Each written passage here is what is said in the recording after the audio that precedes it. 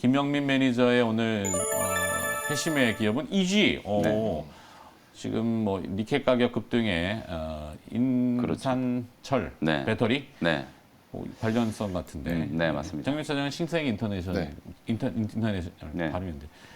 그거 좀 이따 보고 이지부터. 저는 어쨌든 오늘 시장은 우리 일발장전 주제에서 다뤘던 종목들, SK 스퀘어라든지 뭐 컴투스 홀딩스, 비덴트, 다날 뭐 이런 종목들이 상당히 좀 강할 것 같아요. 왜냐하면 이제 물론 차장님 로봇이 어제 시간에서 급등했기 때문에 로봇 관련주들은 뭐 일단 제쳐놓고. 그리고 뭐 차장님 말씀하셨던 것처럼 페이팔이라든지 메타 플랫폼즈 이런 기업들의 주가가 네. 의외로 정말 좀 강하게 올라갔다라는 건 이게 이제 리스크 온 심리가 분명히 좀 살아났다는 거기 때문에 네. 오늘은 이제 이쪽에서 해법을 찾는 게 좀 맞다라고 보는데 네. 다만 이제 모든 종목을 다 또 그런 종목들만 좀 볼 수는 없는 거고 최근에 또 지정학적 리스크로 인해서 가장 좀 피해를 입었던 업종이 2차 전지 업종이잖아요. 뭐 2차 전지 종목들 중에서 오늘 대표적인 종목도 하나 이지를 좀 소개를 좀 해드리려고 하는 거고요. 요 회사는 이제 세계 유일의 이제 산화철 전문 기업이에요. 네. 산화철 시장에서는 뭐 세계 시장 점유율 1위를 차지하고 있는 기업이고 그 외에 이제 복합 재료라든지 뭐 엔지니어링, 이지가 또 건설도 하거든요. 주택도 하고 뭐 이렇기 때문에 그런 부분들을 좀 감안을 해보시면 좋을 것 같고 뭐 다음 주쯤에 이제 박근혜 전 대통령이 이제 대구에 이제 사저로 가신다라고 하는데 원래 이 이지는 이제 박근혜 대통령이 이제 동생인 네. 박영만 이제 회장이 박지만 회장이 이제 또 경영을 하는 회사기 때문에 과거에는 이제 박근혜 테마주로도 이제 좀 알려졌던 종목인데 그렇죠. 제가 오늘 소개해드리는 이유가 절대 뭐 다음 주에 박근혜 대통령이 뭐 사저로 가고 이런 것과 관련된 이슈로 엮으려고 하는 건 아니고 네. 오늘은 아까 말씀해주셨던 것처럼 리튬 인산철 배터리 그 다음에 이제 삼성 SDI가 이제 또 적극적으로 지금 추진하고 있는 전고체 배터리와 네. 관련된 이제 수혜주로 좀 보실 필요가 있다라는 측면이고요.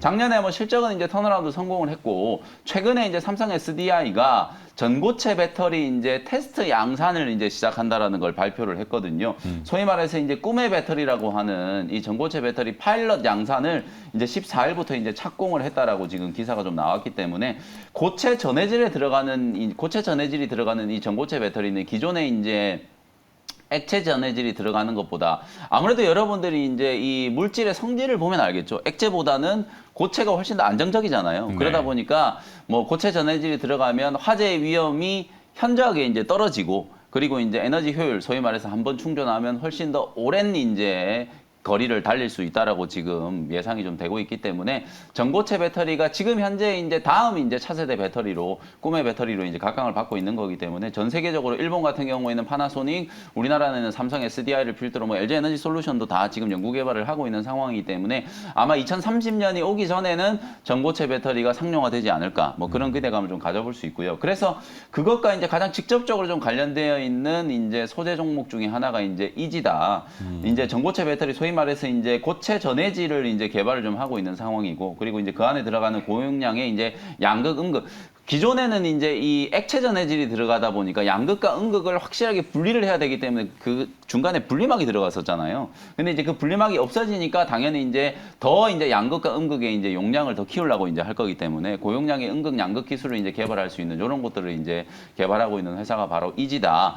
말씀드렸던 것처럼 최근에 뭐 에코프로 BM이라든지 LNF, 대주전자 재료, 뭐 첨보 이런 종목들이 워낙 조정을 좀 심하게 받았고 니켈 가격이 급등을 하면서 이 생산 차질에 대한 우려까지 겹치면서 너무 분위기가 좀 안 좋았었거든요. 네. 시간은 조금 걸릴 수 있다라고 하더라도 뭐 워낙 낙폭가대 구간의 종목이기 때문에 뭐 느긋하게 좀 분할 매수 관점으로 접근을 해놓으신다면 충분히 좀 좋은 결과가 있지 않을까 이렇게 생각을 해보고요. 가격 전략 빠르게 말씀 좀 드리겠습니다. 어제 종가 이제 12,000원부터 12,300원 매수 밴드 말씀드리고요. 1차 목표 가격은 15,000원, 손절 가격은 1,500원 정도로 가격 전략 정리해드리도록 하겠습니다. 네. 리튬 인산철 배터리 이슈가 뭐 그래서 중국에서도 실제 그 니켈을 대체하는 네. 관련 테마가 며칠 전에 상당히 강했어요. 그래갖고 네. 우리나라도 이제 혹여나 한번 들어봤는데 별로 움직임은 없었는데 오늘은 이지를 선택하셨군요. 네. 자, 매매 혹시 관심 있는 분들은 가격 전략 참고하시면 될 것 같습니다. 김현 매니저는 이제 돌아가셔야 되고 오늘 이벤트 있죠. 네, 목요일. 목요일이기 때문에 오늘 오후 4시에 무료 공개 방송 진행해드릴 텐데 어쨌든 이제 시장 분위기 좀 살아났으니까 수익 낼 수 있는 종목들 위주로 좀 분석을 많이 좀 해드리도록 할 테니까요. 오후 4시 공개 방송 때 또 다시 뵙도록 하겠습니다. 잘 들었습니다. 고생하셨습니다. 네, 감사합니다. 자, 정경민 차장의 신세계 인터내셔널. 네, 뭐 다소 좀 뭐 직구에 가까운 종목이라고 보셔도 좀 좋을 것 같네요. 네. 일단 뭐 보복 소비, 리오프닝, 뭐 중국 소비 여기에 좀 가장 좀 잘 어울리는 이제 현실적인 종목이라는 생각이 들었습니다. 그리고 이제 아시다시피 이제 고가의 명품 뭐 패션, 뷰티, 또 리빙 뭐 이런 좀 브랜드의 판권을 좀 소유하고 있는 이제 이런 뭐 기업이고 뭐 내수 삼성물산이 직물사업부를 접었죠. 그건 잘 아마 떠오르진 않습니다. 정리하는 걸로 알고 있고 그러면은 이제 한쪽으로 모으는 거 아닌가? 근데 뭐 신세계 인터내셔널 뭐 직접 생산은 뭐 그렇게 많지 않기 때문에 뭐 말하자면 아니면 이제 유통사입니다. 직물산업이 네. 예전에 이제 방직이나 그렇죠. 이런 게 우리 1차적인 그 산업 분기에 제일 있었지만. 모직 그렇죠. 사업부 안에 있었던. 네, 근데 이제 그게 생산 수익성이 좀 낮아지다 보니까 뭐 해외에서 수입하는 게 더 나을 수도 있어서 이런 유통 쪽 상사의 개념으로 봐야 되나? 일종의 상사의 개념인 거죠. 네. 네.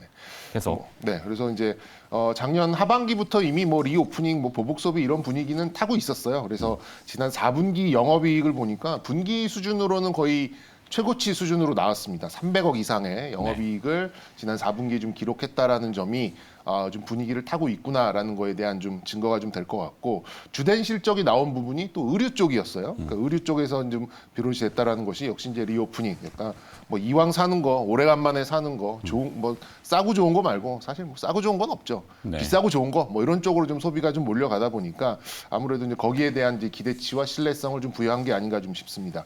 코로나 전에는 30만 원도 넘어갔었던 그런 종목이에요. 이제 뭐 15만 원 이제 언저리에 이제 와 있는데 그때 이제 30만 원을 갔을 때의 주된 동력을 본다 그러면 이제 뭐 브랜드로 말씀을 드리자면 화장품은 이제 비디비치라는 이제 그런 브랜드가 좀 있었고 네. 뭐 액세서리류는 이제 크로마츠라는 이제 그런 브랜드 그리고 이제 의류는 알마니 쪽에 이제 그 뭐 중국 쪽에 매출이 좀 많이 나오면서 선호도도 좀 높아지고 거기에서도 좀 큰 그런 매출도 나오고 했었는데 일단 최근에 중국 시장의 폭락에 조금 걱정이 되긴 했습니다. 그런데도 주가가 크게 변동되지 않고 충분히 이런 저가 인식을 하면서 지금 차근차근 올라오고 최근에 올라왔었던 주가를 중국 시장의 폭락에도 좀 지켜냈다라는 점이 저는 이제 저가 인식이 향후 뭐 리오프닝 그리고 보복 소비 여기에 대한 기대치에 접어들면서 확실하게 좀 뭐 저점은 잡고 반등의 추세를 잡아갈 수 있겠다라는 생각을 좀 가지고 있습니다. 일단 뭐 작년 실적이 나쁘진 않아요. 영업이익 기준으로는 거의 1,000억이 조금 안 되는 뭐 970억대가 좀 나왔기 때문에 뭐 기저 효과를 크게 가져가기에는 뭐 약간 이제 물음표가 좀 그려지긴 합니다만 역시 이제 신규 브랜드를 또 영입을 했고 또 골프 네. 브랜드들 쪽에서 굉장히 좋은 실적이 좀 나오고 있다라는 걸로 확인이 됐고 역시 이제 향후 리오프닝에는 뭐 오래간만에 쓰는 단어입니다만 역시 이제 그런 보복 소비 관련돼서 좀 뭐 중고가의 뭐 준명품이나 명품 브랜드 쪽에 그런 선호도는 좀 계속해서 올라가지 않을까라는 이제 그런 차원에서 좀 볼 수가 있겠고요. 뭐 최근에 그런 수급도 뭐 나쁘지 않게 좀 들어오는 것 같아서 좀 무난한 선택지가 될 수 있겠다라는 생각이 좀 들었습니다. 네. 그래서 뭐 접근은 뭐 한 15만 원 전후 좀 보시면 좀 좋을 것 같고요. 목표는 뭐 일단 한 20만 원 정도 그리고 손절은 짧게 타이트하게 14만 원 이렇게 좀 제시해드리도록 하겠습니다. 네. 요즘 그 명품 온라인 거래 네. 애플리케이션이 굉장히 많이들 등장하는데 네. 그 반란 김혜수 씨가 광고하는 부분이 있고 네. 그다음에 또 뭐 무슨 지훈식 있다 치고 네, 뭐 이렇게 그런 것들이 좀 많아지고 있더라고요. 네. 네. 그러면은 사실 신세계 인터내셔널은 약간 오프라인의 개념이 좀 강한데 그럼 영향을 받을까 이렇게 할 수도 있지만 보통 명품 의류 같은 거를 온라인으로 뭐 싸게는 수십만 원에서 100만 원 단위 그렇죠. 넘어가는 옷 의류들을 네. 그냥 막 주문하지는 않잖아요. 뭐 잘 매장 가서 그러진 않더라고요. 입어보고 네. 대부분을 하기 때문에 오히려 그런 긍정의 효과가 있지 않을까. 내용은 지금 쭉 정리되어서 나오고 있는데 하여튼 소비의 그 회복 그렇죠. 요거의 포인트죠. 비싸고 좋은 거. 네. 네.